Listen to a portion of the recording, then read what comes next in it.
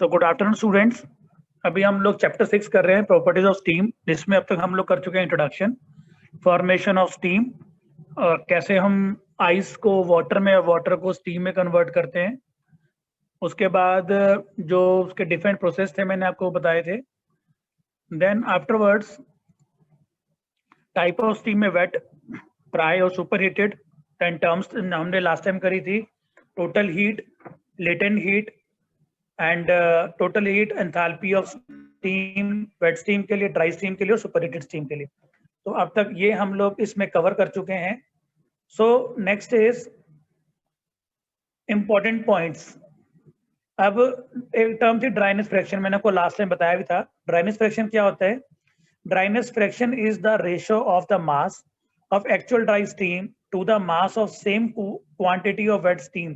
It is generally denoted by X, और इसको हम लोग लिखते हैं mg, where this mg is the mass of dry steam और mf is the mass of water at saturation, और mg plus mf हमेशा क्या होता है? It is equal to total mass. तो जो mg यानी mass of actual dry steam है और उसकी रेशो टोटल मास के साथ, उसको हम लोग क्या बोलते हैं? Dryness fraction. आपको मैंने लास्ट टाइम बताया भी था, मैं आपको दोबारा बताता भी हूँ। ये D से लेकर E, this is basically, D के ऊपर क्या है? सैचुरेशन वाटर, और E के ऊपर क्या है? Saturated steam. Here it is 100% water, here it is 100% steam. तो जैसे जैसे हम D से E की तरफ जाएंगे, हमारा 100% जो वाटर है धीरे धीरे स्टीम में कन्वर्ट होगा, और E पॉइंट के ऊपर वो 100% सैचुरेटेड स्टीम में कन्वर्ट हो जाएगा, जिसके लिए हमें क्या चाहिए? Latent heat of vaporization. मान लो हम इस पॉइंट के ऊपर हैं, ये इस पे क्या है? 50% वाटर है, 50% स्टीम है। मान लो 1 किलोग्राम अगर मास है, तो 0.5 kg तो क्या हो गया? उसमें वैल्यू होगी स्टीम की, और 0.5 kg इसमें वाटर हो गया। तो 0.5 divide by 0.5 plus 0.5 is equal to 1, तो 0.5 by 1 is 0.5। So dryness fraction is 0.5। तो ड्राइनेस फ्रैक्शन टर्म नॉर्मली हम यूज करते हैं जब हम वेट स्टीम को रिप्रेजेंट करते हैं। ओके, बट एक्स की वैल्यू मिनिमम 0 और मैक्सिमम वैल्यू 1 होती है। 0 होती है जब हमारे पास एम की वैल्यू, जब एक्स की वैल्यू 0 होगी, इसका मतलब क्या है? कोई स्टीम नहीं है, सिर्फ 100% वाटर है। ओके, और एक होता है वेटनेस फ्रैक्शन। जैसे ड्राइनेस फ्रैक्शन में तो हम बात करते हैं सिर्फ स्टीम की, तो वेटनेस फ्रैक्शन क्या होता है? It is ratio of mass of water vapour और moisture to the mass of same quantity of wet steam. It is generally denoted by y. तो जो ड्राइनेस फ्रैक्शन है उसको तो रिप्रेजेंट करते हैं हम लोग x से, और वेटनेस फ्रैक्शन को रिप्रेजेंट करते हैं y से। So y is equal to mf upon mg plus mf। Okay, और अगर हम लोग क्या करें, इसमें 1 ऐड कर दें और 1 माइनस कर दें, जैसा कि आप यहाँ देख रहे हो, हमने क्या किया? इसमें 1 को ऐड कर दिया, 1 को माइनस कर दिया, तो उसके बाद mg प्लस mf ये ऊपर आ गया, माइनस मतलब माइनस वाली टर्म को हमने ले लिया, प्लस वाली टर्म को हमने अलग कर दिया। तो जब आप इसको सिंपल रीअरेंज करते हैं, तो वहां से आता है जो dryness fraction, that is equal to 1 minus X. So basically wetness fraction plus dryness fraction is equal to 1। इसका ये मतलब हुआ 1 is equal to X plus Y. तो ड्राइनेस फ्रैक्शन तो रिप्रेजेंट करता है कि किसी सैंपल में कितने % ड्राई स्टीम है, और वेटनेस फ्रैक्शन क्या रिप्रेजेंट करता है कि सैंपल ऑफ स्टीम के अंदर कितने % जो है वो सैचुरेटेड वाटर है। नेक्स्ट है जो टर्म है, that is specific volume of the steam. आपको सबको मालूम है वॉल्यूम क्या होता है? जितना वो स्पेस ऑक्यूपाई करता है, कोई गैस है जितनी स्पेस ऑक्यूपाई करती है, या स्टीम है जितनी स्पेस ऑक्यूपाई करती है, उस स्पेस के वॉल्यूम को हम लोग क्या बोलते हैं? उस स्पेस को हम लोग बोलते हैं वॉल्यूम।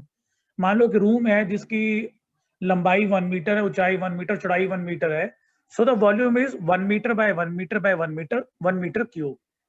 तो स्पेसिफिक वॉल्यूम, जब हम किसी भी प्रॉपर्टी को मास से डिवाइड कर देते हैं तो उसे हम लोग बोलते हैं स्पेसिफिक। स्पेसिफिक का मतलब क्या होता है? पर यूनिट मास। सिमिलरली यहां पर भी क्या किया हुआ? स्पेसिफिक वॉल्यूम का मतलब क्या होता है? Mass, volume per unit mass. It is the volume occupied by the steam per unit mass at a given temperature and pressure and is expressed in meter cube per kg. क्या meaning हुआ इसका? कि जो steam ने जो space occupy किया है, जो उसका वॉल्यूम है, बट पर यूनिट केजी। अगर आप इसको उल्टा कर दो तो क्या बनेगा, किलोग्राम पर मीटर क्यूब। और डेंसिटी क्या होता है, मास अपॉन वॉल्यूम। तो बेसिकली जो स्पेसिफिक वॉल्यूम है वो क्या होता है, it is the reciprocal of the specific volume, that is unit क्या होंगे इसके, मीटर क्यूब पर केजी। तो डेंसिटी और स्पेसिफिक वॉल्यूम क्या है, आपस में रेसिप्रोकल है, एक दूसरे से अपोजिट है, ठीक है। It may be noted that the value specific volume decrease with the increase in pressure.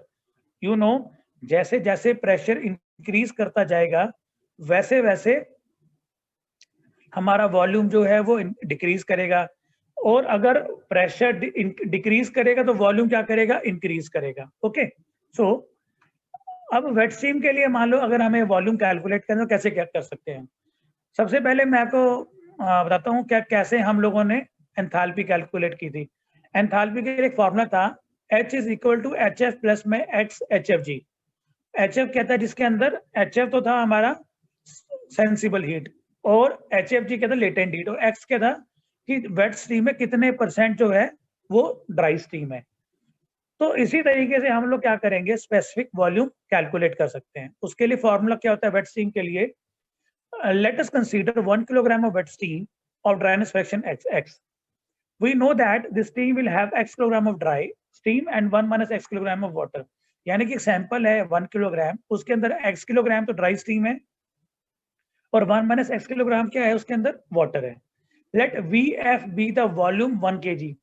मान लो जो Vf है that is the volume of 1 kg of the water. 1 kg mass है तो उसका वॉल्यूम क्या है, Vf। अब ये Vf का मतलब क्या होता है, Vf का मतलब क्या था, volume of the saturated water, that is जो डी पॉइंट था उस डायग्राम में, उस डायग्राम के डी पॉइंट के ऊपर जो वाटर का जो वॉल्यूम होगा दैट इज द Vf। फिर volume of 1 kilogram of wet steam. अब वेट स्टीम का वॉल्यूम क्या होगा, देखो एक तो हो गया, हम बात कर रहे हैं स्टीम की ना कि वाटर की। तो हमें मालूम है Vf क्या है, it is the volume of the water, ठीक है। इसका मतलब अगर मान लो 1 किलोग्राम है जिसमें mf तो क्या है, मास ऑफ वाटर, और mg क्या है, मास ऑफ वॉल्यूम। और अगर हमें mg की वैल्यू कैलकुलेट करनी तो हमें क्या करना होगा, 1 माइनस mf करना होगा, और अगर उसको x से डिवाइड कर दें तो mf mg अपॉन ये वैल्यू बन जाएगी। तो हम भी यहाँ पर यही करेंगे। हमने क्या किया, हमने क्या किया यहाँ पर, इसको दो कंपोनेंट ले लिए इसके। अब इसके दो कंपोनेंट कौन कौन से हैं, एक तो ये कंपोनेंट हो गया, दूसरा इसका ये कंपोनेंट हो गया। अब इस कंपोनेंट में ये कंपोनेंट क्या रिप्रेजेंट करता है, Vg, that is the amount of the volume of gases. अब गैस किसके ऊपर, किस पॉइंट पे होगी, मैं आपको दिखाता हूँ वो डायग्राम, वापस हम उस डायग्राम पे जाते हैं। This diagram, so this E और दिस इज D। तो जो E है ये क्या है, हमारा ड्राई स्टीम। तो ड्राई स्टीम का जो वॉल्यूम होगा Vg इस पॉइंट के ऊपर, और इस पॉइंट पे क्या होगा, इस पॉइंट के ऊपर होगा हमारा Vf। यहाँ पे Vf है और यहाँ पे Vg है, मान लो C रेफरेंस है, तो Vf क्या होगा, C से लेकर D, और Vg क्या होगा, C से लेकर D और D से लेकर E। अब हमें क्या करना है, हमें वेट स्ट्रीम का वॉल्यूम कैलकुलेट करना है। तो उसके लिए कैलकुलेट करने के लिए हम लोग क्या करेंगे, ये दिस वन। तो सबसे पहले तो हम बात करते हैं ड्राई स्टीम की। ड्राई स्टीम कितना है इसके अंदर, ड्राई स्टीम हो गया x इंटू में Vg, ठीक है। x इंटू में Vg क्या हो गया, ड्राई स्टीम का वॉल्यूम। और ये 1 माइनस एक्स इंटू Vf, ये क्या है हमारे पास, ये हो गया हमारे पास जो वेट वाटर है, जो वाटर है उसका वॉल्यूम। सो 1 माइनस एक्स का मतलब क्या बच गया यहाँ पर, mf इंटू में Vf, और mf की वैल्यू 1 माइनस एक्स होगी, Vf हो गया। तो टोटल जो वेट स्ट्रीम का जो वॉल्यूम है वो क्या बनेगा, एक तो xg ये ड्राई स्ट्रीम का और ये वेट स्ट्रीम का, दोनों को हम क्या करेंगे, ऐड कर देंगे। So Vf is very small as compared to Vg, hence the expression 1 minus xv may be neglected। जो नॉर्मली Vf की वैल्यू होती है वो बहुत कम होती है एज कम्पेयर टू Vg। हम क्या करते हैं, Vf की वैल्यू को निगलेक्ट कर सकते हैं, तो इसका मतलब ये टर्म खत्म होगी, तो सिर्फ क्या बचा, xvg। So volume of 1 kilogram of wet steam is equal to x into में Vg मीटर क्यूब। ओके, और specific volume of wet steam is equal to XVG metre cube per KG. ये तो 1 किलोग्राम के लिए हो गया, और specific volume के लिए हमने क्या किया, इसको मास से divide, XVG metre cube per KG. अगर हम बात करते हैं ड्राई स्टीम की, तो ड्राई स्टीम के लिए x की वैल्यू क्या होती है 1। सो ड्राई स्टीम के लिए स्पेसिफिक वॉल्यूम क्या बन जाएगा, VG metre cube per KG. अब सुपरहीटेड स्टीम की बात करते हैं। जब हम सुपरहीटेड स्टीम की बात करते हैं, मैंने आपको एक बात पहले बताई थी कि जो हमारी स्टीम है वो परफेक्ट गैस की तरह बिहेव करती है। ओके, अब हमारे पास 2 पॉइंट है। वो 2 पॉइंट कौन कौन से हैं? देखो, एक तो पॉइंट है मेरे पास D, E, एक पॉइंट है मेरे पास F। E पॉइंट के ऊपर जो स्टीम है वो कैसी है, वो है ड्राई स्टीम, और उसके बाद F पॉइंट के ऊपर स्टीम कैसी है, सैचुरेटेड स्टीम। अब मैं आपको क्या करता हूँ, एक छोटा सा डेरिवेशन करके दिखाता हूँ आपको। डेरिवेशन से एग्जांपल, ड्राई स्टीम के ऊपर अगर मैं परफेक्ट गैस इक्वेशन अप्लाई करूँ तो क्या बनेगी, P, उसके बाद स्टीम की कंडीशन कैसी है, मैं G लिख रहा हूँ। G का मतलब क्या, ड्राई स्टीम। उसके बाद स्मॉल v का मतलब specific volume into G is equal to, किसके इक्वल है, it is equal to R और टेम्परेचर। दिस इज कंडीशन है ड्राई स्टीम। उसके बाद सुपर हीटेड के लिए सुपरहीटेड, मैं PS, सुपर हीटेड के लिए परफेक्ट गैस इक्वेशन क्या बनेगी, PS VS is equal to R TS। अब इस G वाली इक्वेशन को अगर मैं इससे डिवाइड कर दूं, किससे, S वाली इक्वेशन से, तो क्या बन जाएगा, मैंने क्या किया, इसके मैं डिवाइड करता हूं। सो P, इसके नीचे क्या आ गया PS, इसके नीचे क्या आ गया VS is equal to R, उसके बाद TS, और ये हमने क्या किया, इसको आपस में डिवाइड कर दिया। जैसे डिवाइड किया, R से तो R कट गया। ओके, उसके बाद प्रेशर जो है, जब भी हम बॉइलिंग की बात करते थे, प्रेशर रहते कांस्टेंट, तो ये प्रेशर सेम है, ये भी कट गया। हमारे पास क्या टर्म बची फिर, जो हमारे पास जो टर्म बचेगी वो क्या टर्म बचती है, VG divide by VS is equal to, इसके इक्वल होगी TG divide by TS। Now this is the equation. अगर इसको मैं रीराइट करना चाहूं तो कैसे लिख सकते हैं हम इसको हम लोग लिख सकते हैं VS, दैट इज, देखो ये मैंने क्या किया, VS की टर्म को मैं एक तरफ ले गया और T वाली टर्म को एक तरफ ले गया, तो VS divide by TS is equal to VG divide by TG।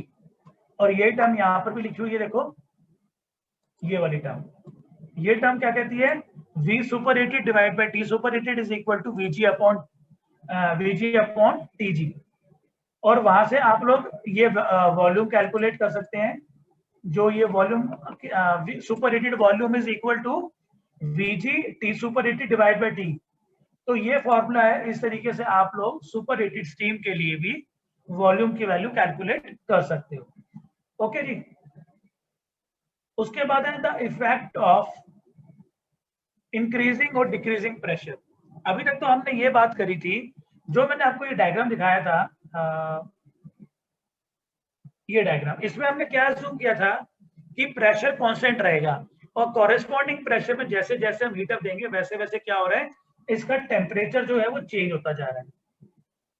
ठीक है, बट अगर आप इस प्रेशर को चेंज कर देंगे तो ये इक्वेशन भी क्या है, चेंज हो जाएगी, ये जो लाइन है वो चेंज हो जाएगी। अब आपको मैंने शुरू में बताया था कि 1 एटमॉस्फेरिक प्रेशर पे जो मेल्टिंग पॉइंट है वो कितना, 0 डिग्री सेल्सियस, और जो बॉइलिंग पॉइंट है वो कितना होता है, 100 डिग्री सेल्सियस। पर अगर आप जैसे इस प्रेशर को चेंज करेंगे, चाहे इंक्रीज करेंगे चाहे डिक्रीज करेंगे, वैसे ही ये दोनों वैल्यूज भी चेंज हो जाएंगे। कैसे, आई विल शो यू।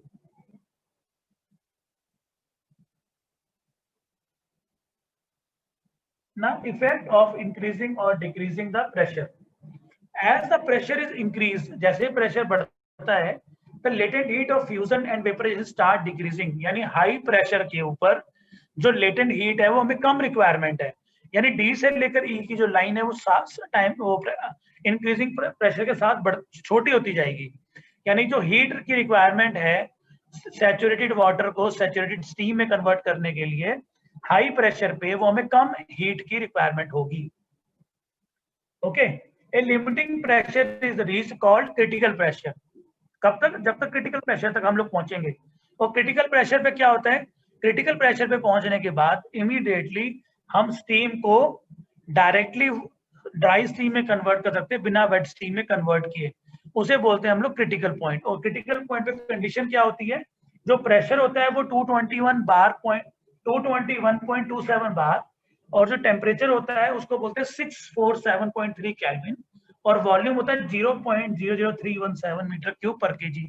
इस कंडीशन पे जो पॉइंट आता है उस पे क्या होता है? Directly we can convert saturated water into dry steam without converting into wet steam. उसको हम लोग बोलते हैं क्रिटिकल पॉइंट। और उसके प्रेशर को बोलते हैं क्रिटिकल प्रेशर, टेम्परेचर को बोलते हैं क्रिटिकल टेम्परेचर, और वॉल्यूम को बोलते हैं critical volume. I hope now it is clear. अभी डायग्राम है, देखो इस डायग्राम में ये हमारे पास टीएस डायग्राम है, टेम्परेचर वर्सेस एंट्रोपी। और ये क्या रिप्रेजेंट कर रहा है? A B C D E F. ये P1 प्रेशर के ऊपर, प्रेशर P1 मान लो 1 एटमॉस्फेरिक प्रेशर है, उसके ऊपर जो टेम्परेचर इंक्रीज करेगा ये वो लाइन है। पहले ए से लेकर बी, फिर क्या हुआ? फेज चेंज हुआ, आइस से वाटर बना, फिर उसका टेम्परेचर बढ़ा, उसके बाद डी से लेकर ई फेज चेंज हो गया, लिक्विड टू गैसियस, और ई से फिर एफ यानी कि P1 के ऊपर। मान लो हमने 1 से लेकर प्रेशर को बढ़ा दिया 2।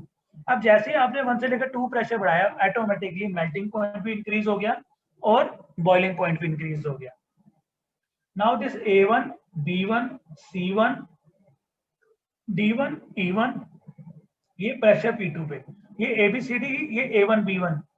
अब ये लाइन जो अब आप देखो, अगर हम इस लाइन को कंपेयर करें, एक तो ये लाइन होगी,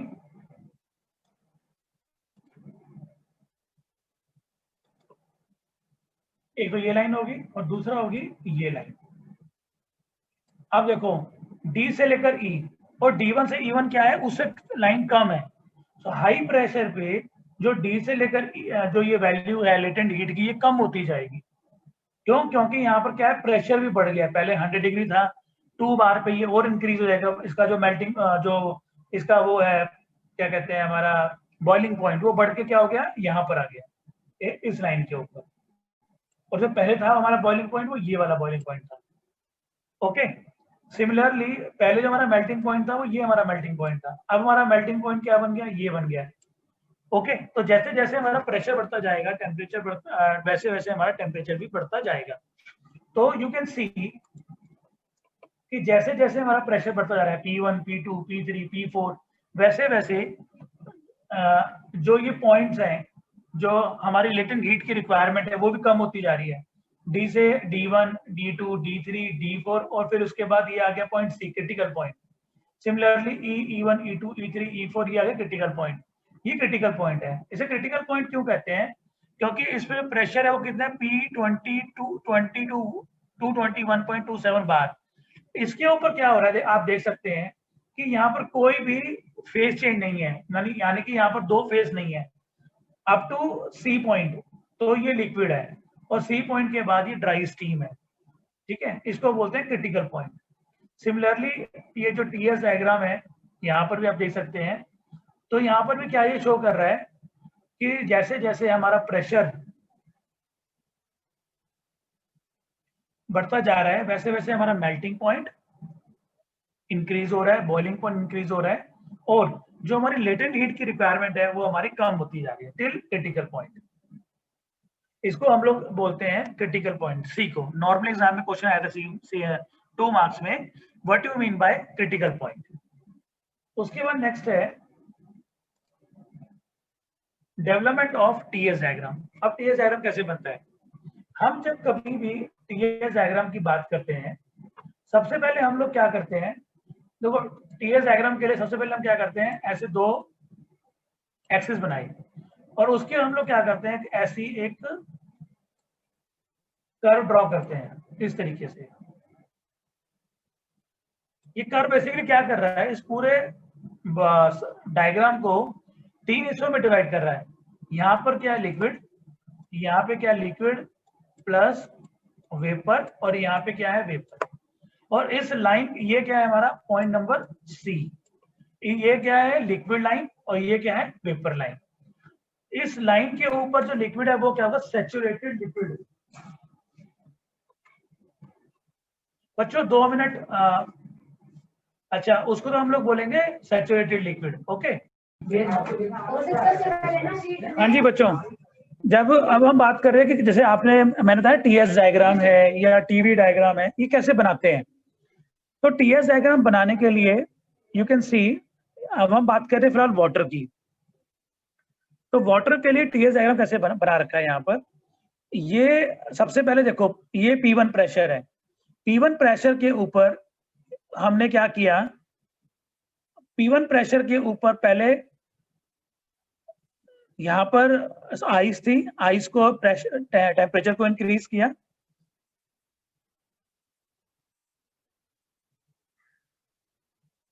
हमने क्या किया, इसके टेम्परेचर को पहले इंक्रीज किया। कहाँ पर आगे, हम लोग मेल्टिंग पॉइंट पे आ गए।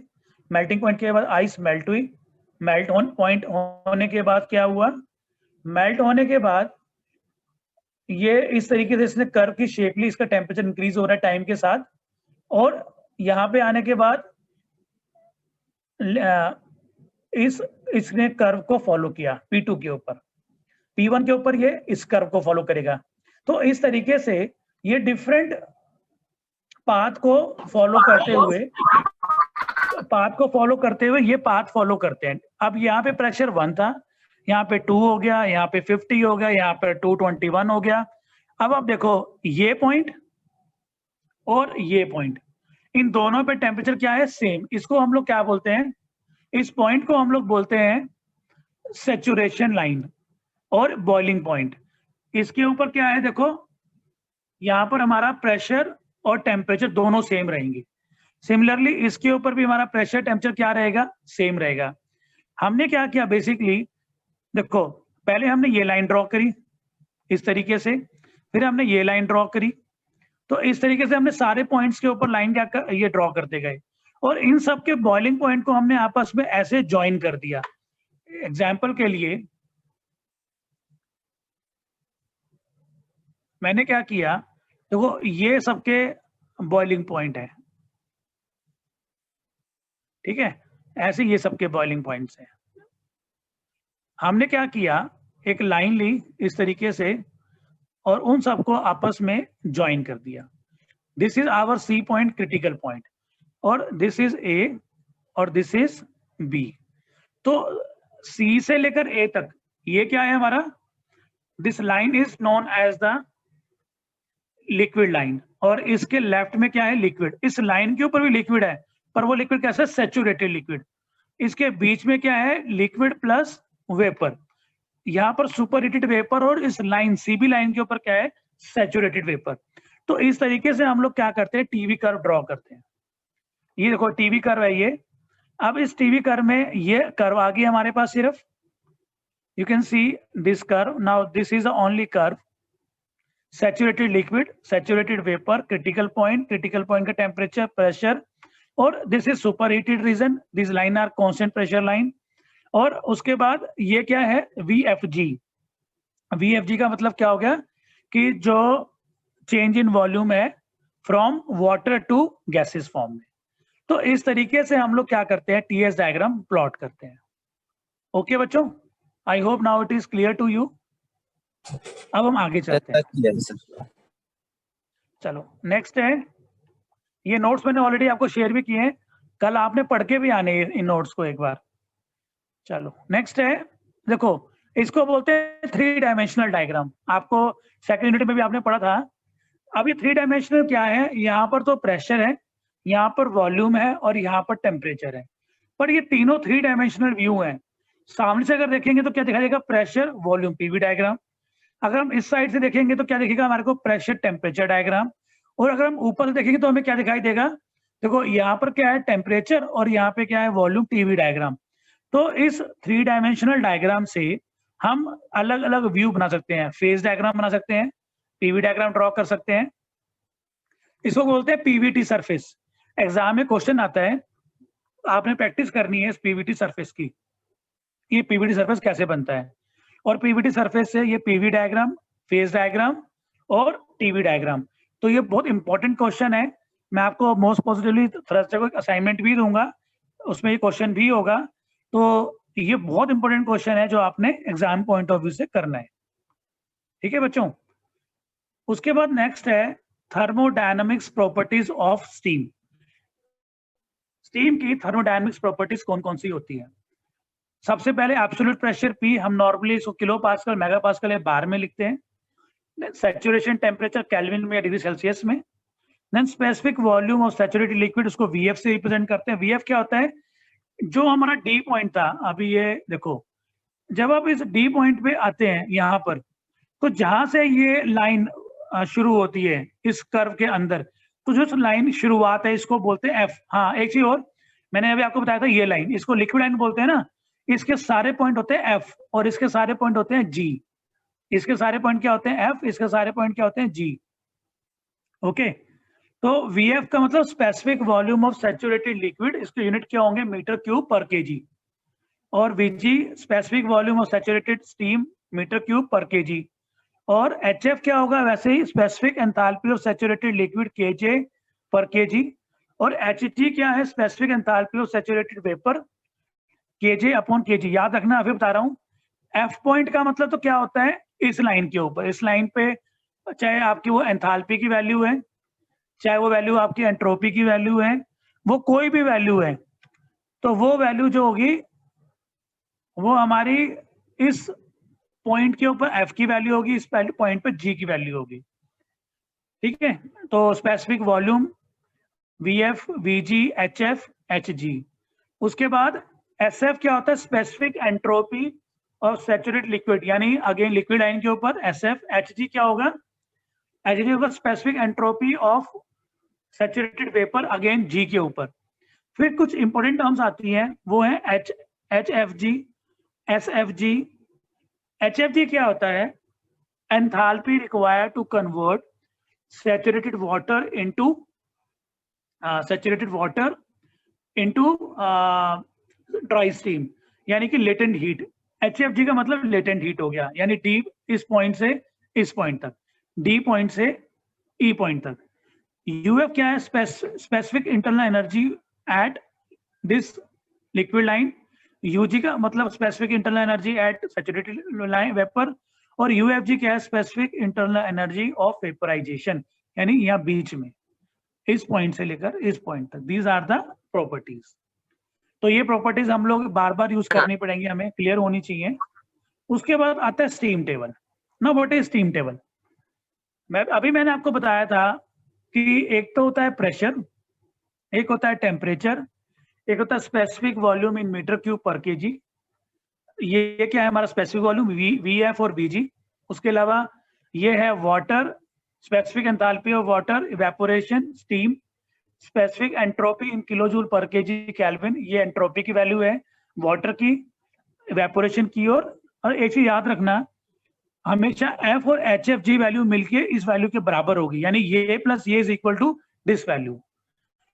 और ये कह सकते हैं कि जो HFG की वैल्यू है ये HG माइनस HF, यानी HG माइनस HF। ओके, यहाँ पर भी यही होता है, पर जो डिफरेंस है बहुत निगलेक्ट कर सकते हैं, इसलिए हम छोड़ देते हैं इसको।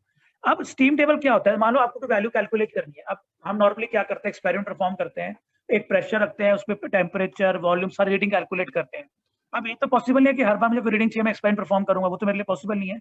हम क्या करते हैं? स्टैंडर्ड एक्सपेरिमेंट करते हैं और उसकी वैल्यू को नोट कर लेते हैं, उसको हम लोग बोलते हैं स्टीम टेबल। जैसे आपकी लॉगरिथमिक टेबल होती है, वैसे ये स्टीम टेबल होती है। ये स्टीम टेबल दो रेफरेंस में आती है। ये तो प्रेशर के रेफरेंस में है, यहाँ पर सारे प्रेशर्स हैं, सारे प्रेशर्स की वैल्यू है, उसके अगेंस्ट टेम्परेचर की वैल्यू, स्पेसिफिक वॉल्यूम की वैल्यू, स्टीम की वैल्यू, स्पेसिफिक एंथैल्पी की वैल्यू, स्पेसिफिक एंट्रोपी की वैल्यू। तो ये सारी वैल्यू है। ऐसे एक और टेबल आती है, इसको हम लोग बोलते हैं टेम्परेचर टेबल। उसमें क्या है? यहाँ पर टेम्परेचर होगा, उसके रेफरेंस में प्रेशर, उसके रेफरेंस में सारी वैल्यू। तो जब आप न्यूमेरिकल सॉल्व करेंगे, एक तो आप सब स्टीम टेबल नेट से डाउनलोड कर लेना। मैं अगले टाइम हम जब मैं आपको वो कराऊंगा ना इसके न्यूमेरिकल कराऊंगा, तो उसकी जरूरत पड़ेगी हम लोगों को। मैं आपको शेयर भी कर दूंगा कोशिश करके। सो ये स्टीम टेबल होगी। ऐसी एक इसका ग्राफिकल रिप्रेजेंटेशन होती है जिसको हम लोग मोलर डायग्राम बोलते हैं, वो मैं कल करवाऊंगा आपको। सो बच्चों,